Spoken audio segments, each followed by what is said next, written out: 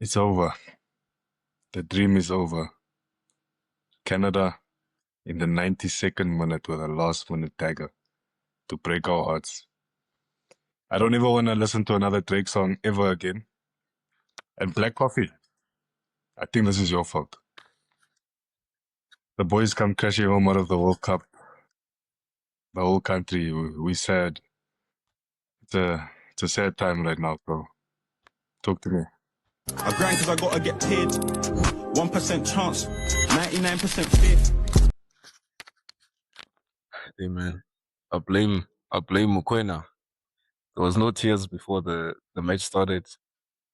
He came back. He was supposed to cry during the national anthem. Nothing.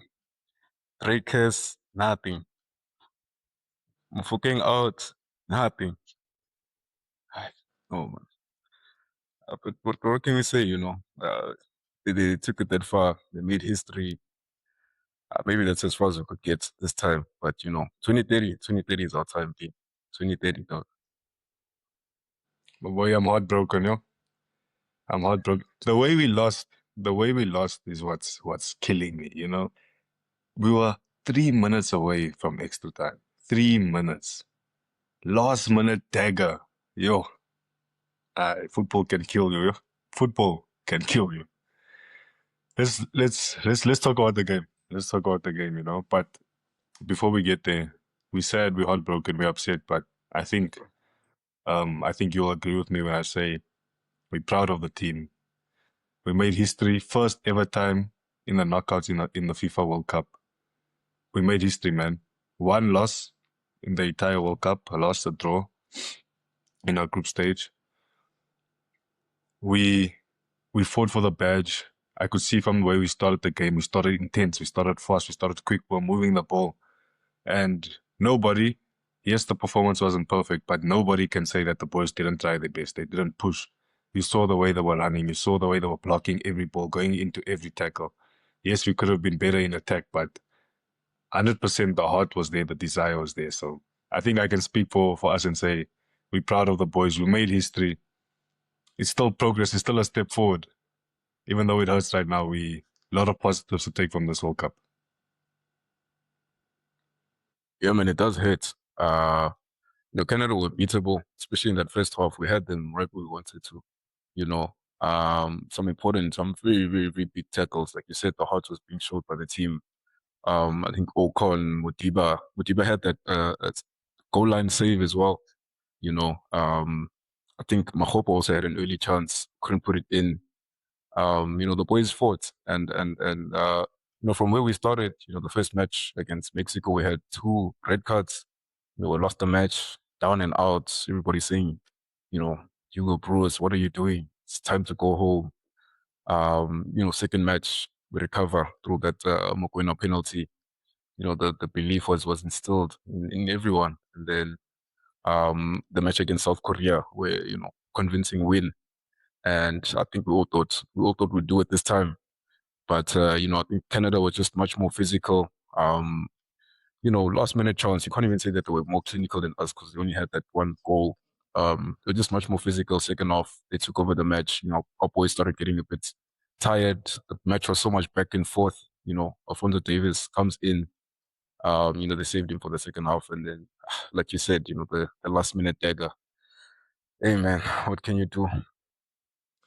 Look, man, yes, Canada wasn't that much better than us, but if we're looking at the balance of the game, if we're being fair, if we're being non-biased, we had 0 clear-cut chances to score a goal.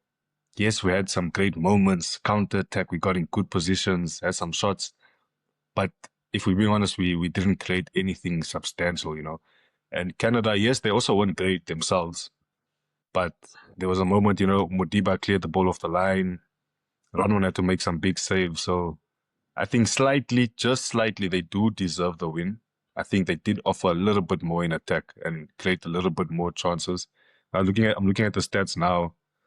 We had more possession, more passes, but it was so frustrating. There were so many occasions where on the counter attack, we're in a promising position. We have numbers. Maybe we have 3-on-2 versus them or 4v3. We are counter attacking and then we just can't make that final pass or get a shot away, and then we end up turning back and recycling the ball, and then we start the play again. So I think we didn't convert those chances, which to me was the most frustrating part, because I think the midfield did okay. The defense was solid. We were moving the ball fairly decently. It's just in the final third, we were lacking that cutting edge, man. The Drake curse was there. Nothing was going on for us. So yeah, man, very, very frustrating. I'm looking at the shots. They had 7 shots on target. We had 2 shots in the entire game, which speaks to what I was just mentioning, that they did just edge it in terms of chance creation. But let's talk about the lineup. Basically, he put your lineup, but he just put Modiba for cross. Yeah. Do you think the lineup to start? Okay, hindsight obviously is different, but do you think the lineup to start the game was the correct lineup to go into that match? You know, I was happy with the lineup. You know, one thing in football that's a go-to is obviously you have a team that's performing well. You know, don't fix what's not broken. So he put back Koina back into the team when he came back. Obviously, I think he was always going to do that. You know, and then Sitole, bringing with Sitole together. That's the combination that we had in the first match. Fortunately, it didn't work in the first match, but I think that was more down to the formation, the five at the back. It was just never going to work. This time he tried it. And yeah, man, I think the problem was that now there was a big distance between the pivots, him, Mokoena and Sitole, and the midfield, the attacking players. So every time they tried to play passes out, you know, we were struggling. That's where we started going to the long ball. TLB was throwing a few long balls, you know, that landed. It was quite good. Ronwin as well, you know, he was trying to pull the Canada press in, and then, you know, we play pass out throughout them. And, you know, we did a few times, but then again, that there was a big gap left between our attacking players and the midfield, and we were struggling to push up the pitch. And when we did push up the pitch, like you said, Maseko, I was a bit disappointed with him. You know, there was a few chances that we had where you could have passed the ball, or we could have shot maybe with the right foot. You were texting me saying, you know, you should trust his right foot a bit more. I think we could have been so much better in the final third. And yeah, man, you know, Apollos, he was also struggling in the first half with the physicality. I don't know if maybe they didn't do enough research on the wing there, the right back of Canada. You know, he was eating him up in terms of the physicality. Maybe they could have started with Moremi, as you suggested in your lineup. But, you know, second half, he did much better. And yeah, then he went to the 4-3-3 formation, took out Mofokeng, you know, and you know, I think that's kind of where our attacking prowess was lost, you know. And you guys must let us know in the comments as well what you guys think about process formation for that final match. The players that he had in there, you know, was it the right players? Could he played someone else? Let us know in the comments what you guys think. We'd love to hear you guys' thoughts as well. Hold up there. You just said don't fix what's not broken, but you were asking for Cross to start the game. What's going on, bro? What's going on, No, Lee? that was the only experimental position that we had in the team. So I thought maybe, you know, if Modiba seems a bit tired, I don't know, the analyst team, maybe they don't track, you know, the running, you know, as much as maybe the rugby side do, where they'll take you out if they see that you're tired, you're not performing as at a high level. So I thought, you know, maybe let's try Cross, the Kaiser Chiefs boy. Maybe there's something different to offer. Yeah, but look, I'm joking. But on a serious note, I was actually speaking with some guys at work today about this, and I was saying that he took, I think it was a 26-man squad to the World Cup, right? Mhm. Did he effectively use that entire squad? Because essentially we used maybe say 18, 19 players.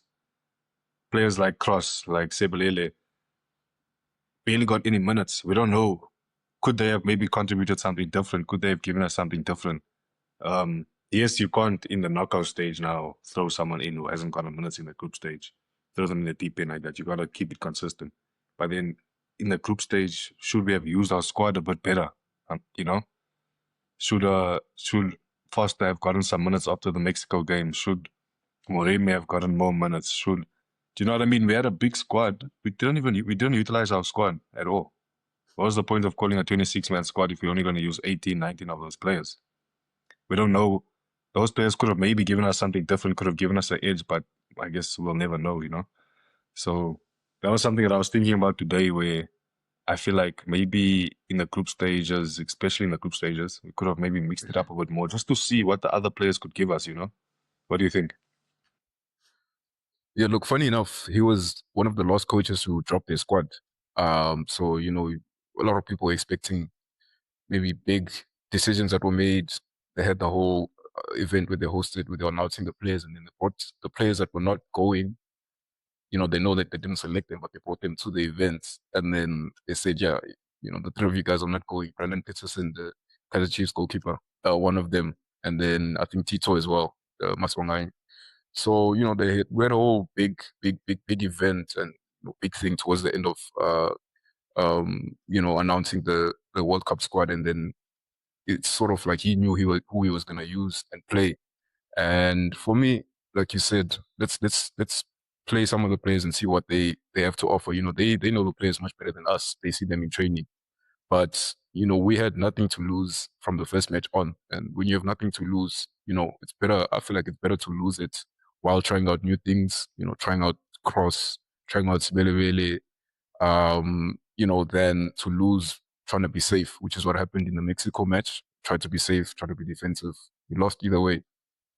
And then again now with Canada, tried to be safe. And again, we lost. So there was ample opportunities for him to try out new players. And yeah, man, I guess 4 years from now again, we'll see if he's still at the realm to redo it. Yeah.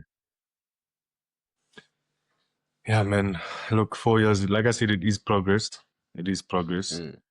Um, hindsight is a beautiful thing. We're speaking after the fact. We can obviously say these things. In the moment, it's obviously not as easy as saying these things. If we went through, we wouldn't be talking about this right now. So, but Yeah. look, like I said, let's be positive. We made history. It's progress. Let's talk tactically. I thought the first. So with these hydration breaks, it's a bit tricky. You know, it's almost like the game has 4 stages now. You don't just play till halftime. You play till the first hydration break, then you have the break, then you play till halftime, then you play till the next break. I feel like that first quarter before the first hydration break, we were on it. I loved the way we started the game. Loved the way we started the game. We were going at them. We were moving the ball quickly. We were taking shots from distance. Maseko, please, brother, your right foot, just trust it. Now, once in a while, just use it once in a while, bro. I'm telling you, it's not as bad as you think. But I feel like we basically won that first 20 minutes. The hydration break, and this is what I said in the previous episode, I hate these hydration breaks are momentum killers. I was talking about it was the Bosnia and Switzerland game where Bosnia were dominating, hydration break, and then Switzerland came and scored right after that. Same with us. I feel like we actually dominated until that break. And then after that break, Canada came out strong until halftime. I feel like they actually dominated that next period. And then I feel like they took that momentum into the second half. I feel like the first 20 minutes of the second half before the hydration break, I feel like they also kind of edged it a bit. So I feel like, but overall, I think it was an even game. I think we won the defensive battle. Yeah, we conceded a goal. They didn't. But overall, I actually think we won the defensive battle. We were doing really well defensively. But in attack, we just had no firepower. It's like that meme where it starts with a Ferrari, then it's a Toyota, then it's a horse. That's our team, bro. Yeah. But I thought it was a fairly even game. I don't think we deserve to lose over the 90 minutes. We deserve to go to extra time, definitely. But caution and playing safe cost us in the end. What was your overall thoughts of the game? We were so close, man. Yeah, we'll talk about the end of the match, last 20 minutes a bit later. But beginning of the match, yeah, I was a bit nervous, man, because the first two games we conceded so early in the match. Our boys take a while to settle, but they were quite settled in this match. Like you said, there was a few shots that we had. Mkwena had a long ranger. Mahopa could have, if he was fast enough, he could have gotten to the second ball. Canada also had a few chances. We had to put in some big tackles there. I think who was it? If I'm not mistaken, I think Ocon had to put in a big tackle there somewhere. Otherwise, it would have been 1-0. It was a lot of back and forth. It looked quite similar to towards the end of the match, where it was also a lot of back and forth. And about the hydration breaks, funny enough, I saw at halftime, uh, they were busy interviewing our assistant coach, Midnight Express. halftime hits, the match is so intense. The game is 0-0. You have to go into the locker room and give your players the tactical changes and analysis. And then they're busy interviewing our assistant coach. I'm like, can't we do this in the hydration break or something? Um, so yeah, hydration breaks. Yeah, and I also heard that stadium had air conditioning. It was quite an enclosed stadium. I don't even think there was a need for a hydration break. So that I think that's something that's super controversial in this World Cup. And yeah, man, there was definitely a momentum shift after that. The game slowed down a little bit, and that's where you could see, Canada starting to pile up on us as well. And yeah, we also did have a few chances, not open chances towards the end of the first half. But they also did their side, and that's when they almost scored from that corner, you know, where Williams and Modiba saved us. I think if it's 1-0 at that time going into the break, they come out second half, they much more settled. But the pressure's on us. But, we tried to, second half, I think we tried to play for the draw, when he took out obviously Mofokeng, who discussed that, such a controversial substitute. I don't know if maybe there was an injury there. Took out Mofokeng, put in Mbata, and, the game slightly changes for us now. We're much more in control in midfield, but yeah, up front, you put in Rainers and, there wasn't much that we were offering there. Yeah, look, I agree with everything that you said there.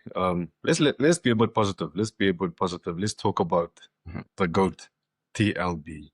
Out of the ball, he was playing like prime Maldini without the ball. With the ball, he was passing that ball like prime David Luiz.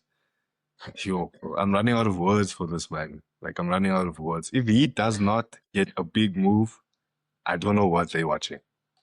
He was insane. Clinic defensive performance. I know right now on social media he's going viral. Everyone's talking about him, but if possible, describe TLB's performance. Dean, the man is a monster. If I had to think maybe of a car, he's a 4x4 Hilux Navara. I don't know. Man, come on. Are you trying to get a sponsorship? You're trying to get someone to, sponsor your car? Of course. You can even do a car review, call up Mbokazi, have him there next to the car. We put on that that thing, those ropes that him pull, tug of war against the Navara. What do you say? No comments. Yeah, man. Hey, TLB. Yeah, no, Chicago Fire made a big signing there. I put earlier today. I put out our player ratings from overall in the World Cup, and he was top for me in Bafana. He was our best player. I know Mokoena got us the goal in the second match. I know Masip got us the goal against South Korea, but in terms of just performance and holding it down, we would have conceded so much more goals if he wasn't there. He saved us in that in the match against Canada with that brilliant running back and then kicking the ball over, almost kicked the guy's head off. Prem move, La Liga, Belgium, Italy. Man, TLB Maldini is ready, bro. Let him go to Europe. TLB Maldini, I like that. Now he was immense, man. Player of the tournament for me as well. But we're gonna get there in the end. I wanna ask you who was the player of the tournament, who surprised you the most, etc., etc. Let's talk about the controversial halftime substitution. I feel like it was, and once again, this is in hindsight, so obviously it's easier for me to say this now. But I feel like that was the wrong move. I feel like it was a message of we want to defend, we want to be solid, we're prioritizing keeping a clean sheet over scoring a goal.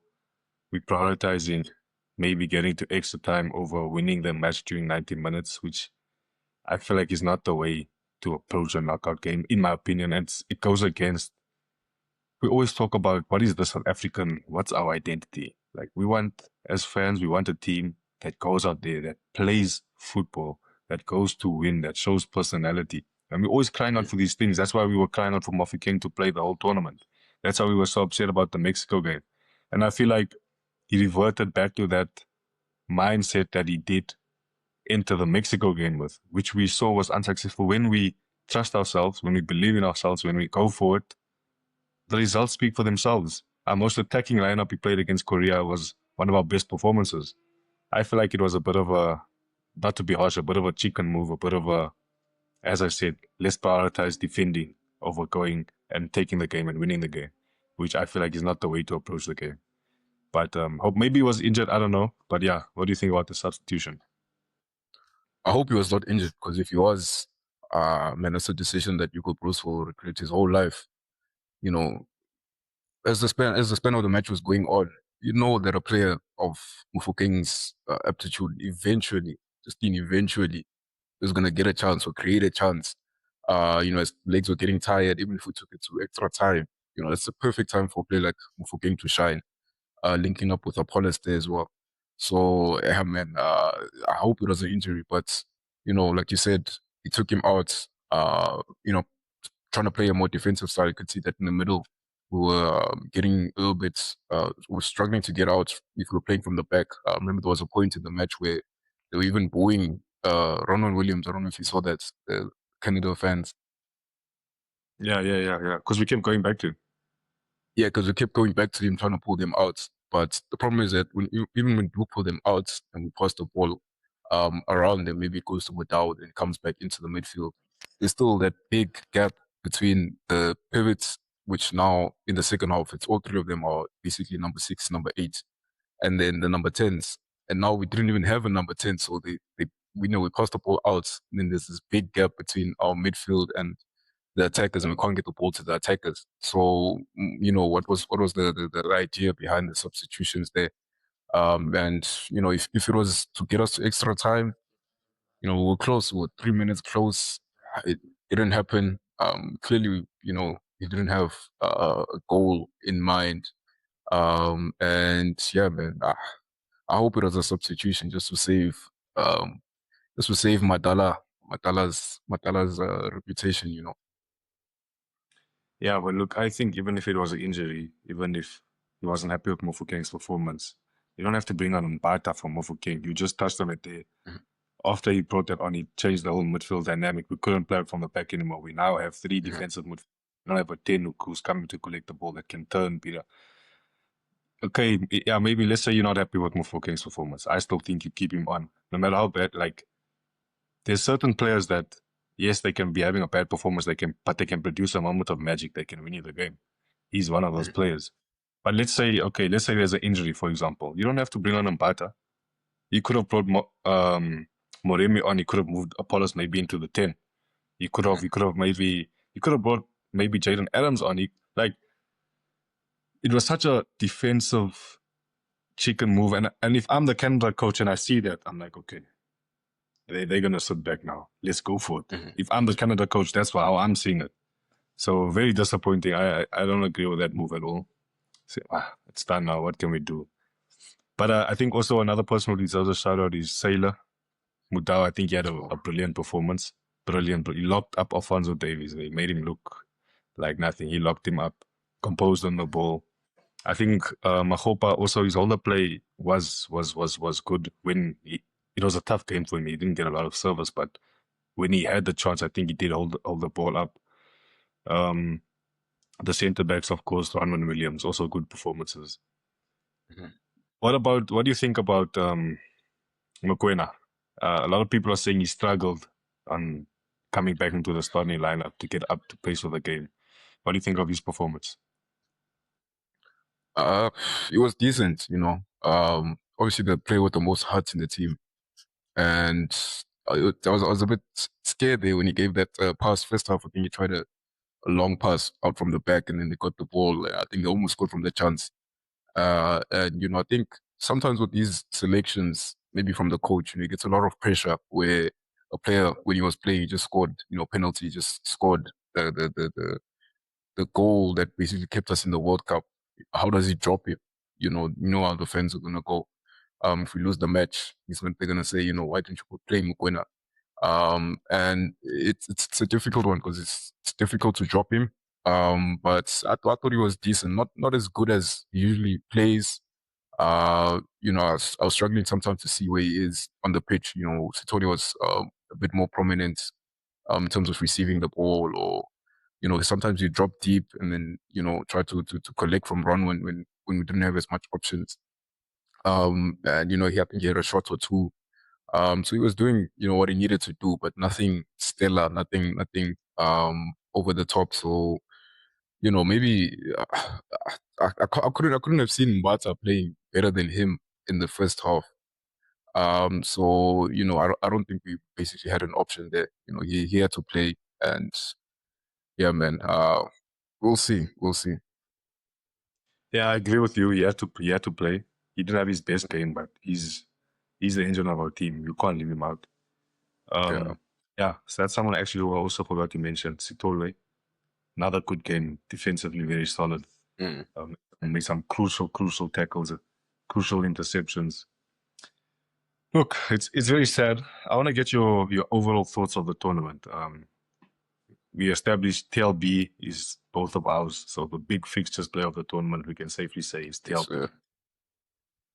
Who was your biggest surprise? And then secondly, who was your biggest disappointment? And then who was someone you wish you saw a bit more of in this tournament? mm, it's a good one. I think I'll start with the last one.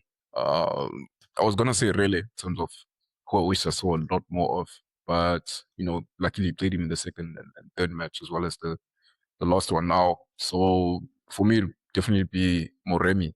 You know, he came on second half on both matches, the last two matches. I would have loved to see him start. The guy's speed came on against, was it South Korea? We gave the assist. Such an attacking player, man, and on that left side, like you said, maybe if we had to move Apollos in the middle when you take Rele out, maybe start a match with him on the left. But I think because Maseko scored that goal, it's also difficult to drop him. So I would have loved to see Moremi a bit more. Just came back off injury as well. I think that would have also probably played on Hugo Bross's mind. And then the other one, the player that disappointed me. Mm, I think I can't say Sitole because I hadn't watched him much before. I think he disappointed everyone in that first match. I'll probably go, you know, the Rhinos probably. I would have said Foster, but Foster only played one match. I'll say Rhinos. I expected a bit more from him coming off that big season with Sundowns. I think he scored about 13 goals.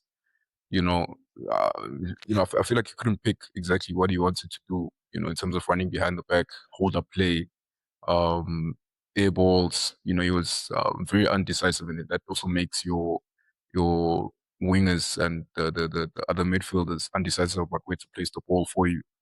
So I think he could have definitely done better. Mahopa also, a bit better than him, but it wasn't a stellar performer. And then, what was the first question? The first one.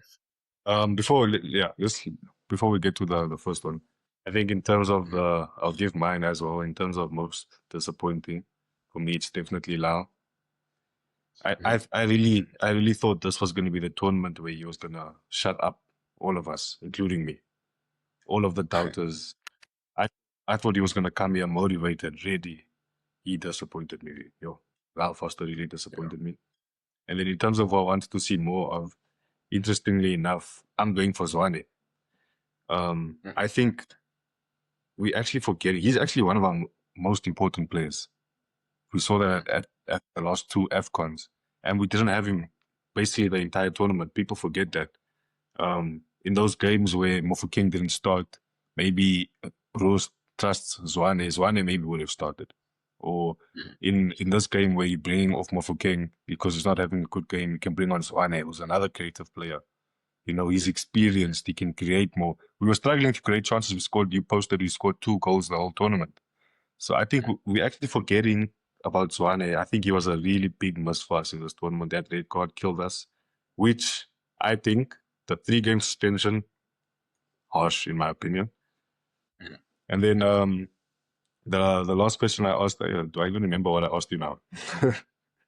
It was Yo, who I would have wanted to see more, who disappointed, and yeah. I think we said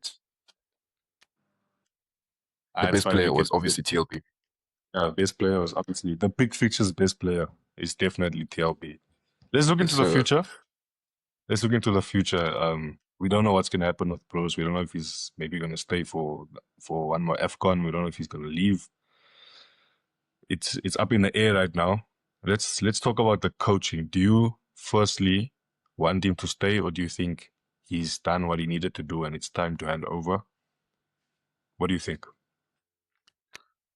Hey man, if he's keen to continue, he should. You know, he came in I think 2021. The team was at its lowest. You know, no one is attending the games. No one is focusing on Bafana. Loss after loss. You know, suffer going through whatever they're going through financially as well. He got us to AFCON, qualified for AFCON. You know, in AFCON got us, you know, to I think it was knockout stages as well there. And obviously went out, and you know, again, he gets us to the World Cup, and in the World Cup again makes history. You know, he puts us into the round of 32 for the first time ever. And I saw some quote, or someone was saying that, look at 74-year-old Madala trying to coach Ama2K, you know. But but that's, you know, that's exactly what you need, that experience. You know, he's been, you know, around the world, and he knows the players very well, and it's such a young team. So, you know, very much a lot of these players are going to be there in the next World Cup as well, 2030. So if, you know, they can build you know, that consistency with him, instead of changing coaches. You know, obviously you change a coach, let's say Pito comes in, who's probably up there as number one candidate for taking over. Benny McCarthy is also there. You know, they come in, they start a new philosophy. If they start losing, if they don't make it, you know, we're gonna say, but you know, we knew what we were getting with Hugo Bros. He was building, you know, and we could have only taken it further with him.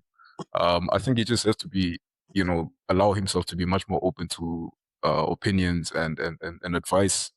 And I think once he gets to that point, you know, obviously still the head coach for sure, but once he gets to that point where he's a bit much more open, and also letting other players play as well, then, you know, I think he should stay, man. If he wants to, if he's retiring, or you know, he's feeling like the pressure's too much, because the South African fans, man, the football fans, hey, I think, you know, they tough, you know, PSL bros. So if he can handle those things, then you know, then he's good. What was that quote that he said about the statue? If you build me a statue, build me a wooden statue so that you can burn me when we lose. Hey, cold, bro. Ish. Cold. Oh, I thought Ghana dropped an album though. Ghana. Ghana, we talking about Drake, bro. That should have been on Iceman. Oh, if Drake, bro, after that bet, maybe he influenced something at the back.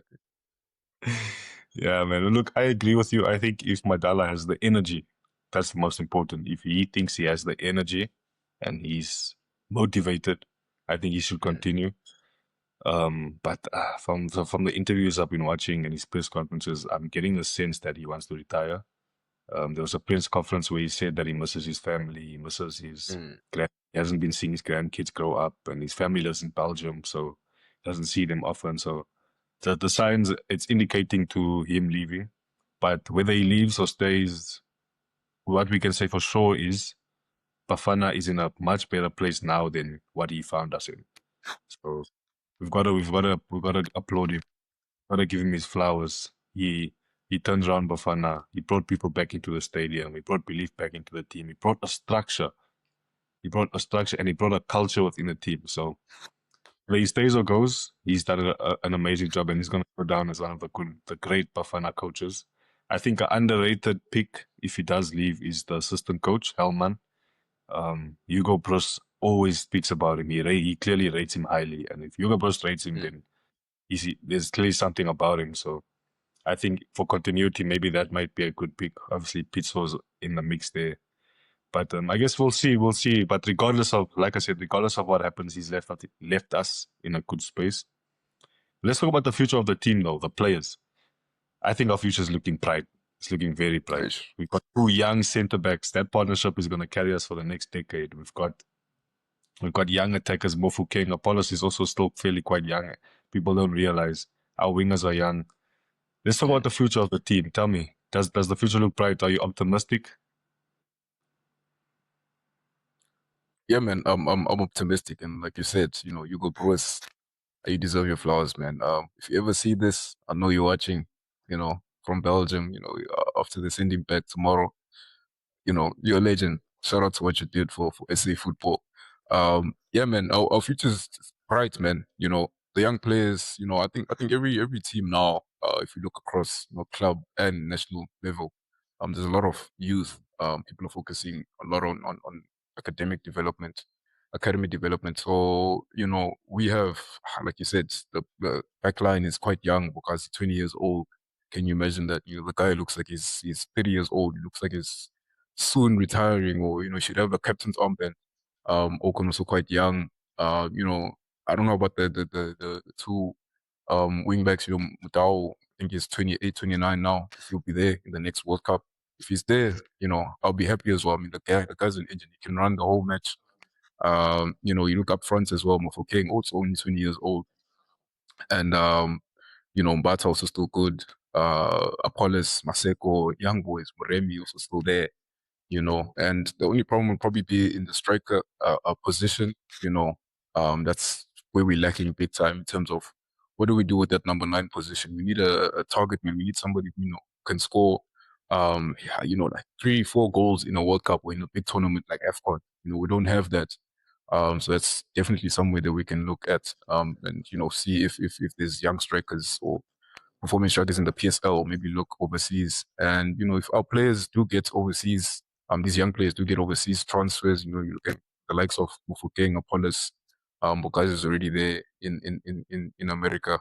You know, I think the future is even bright in terms of if they can develop and then come back to the national team, you know, who knows where we can go in the next World Cup. Maybe we can even win the next AFCON, man. You know, I'm ready. I'm ready. Definitely, the target has to be to win that AFCON. I agree with you. The one position in our team where I'm like, ugh, is the striker one. And I think Yeah, whatever is in place going into the next World Cup, you have 4 years.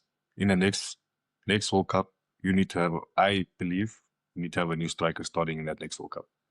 Evidence is obviously not going to be at the next World Cup.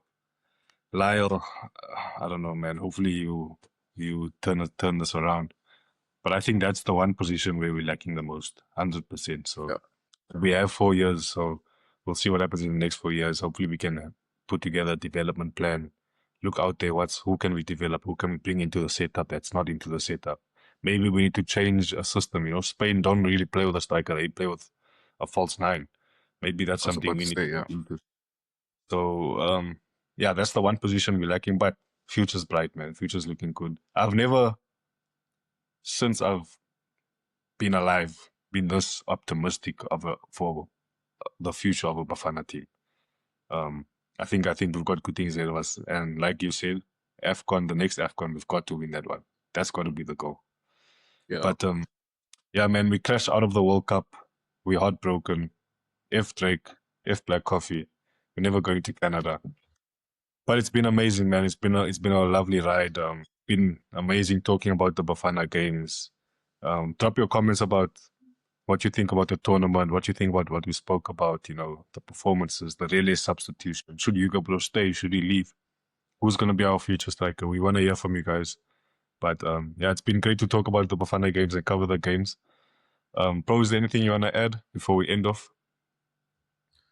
Hey man, Drake, as an apology, he has to come and perform an essay dog for 2 nights or something, you know. That'll be amazing.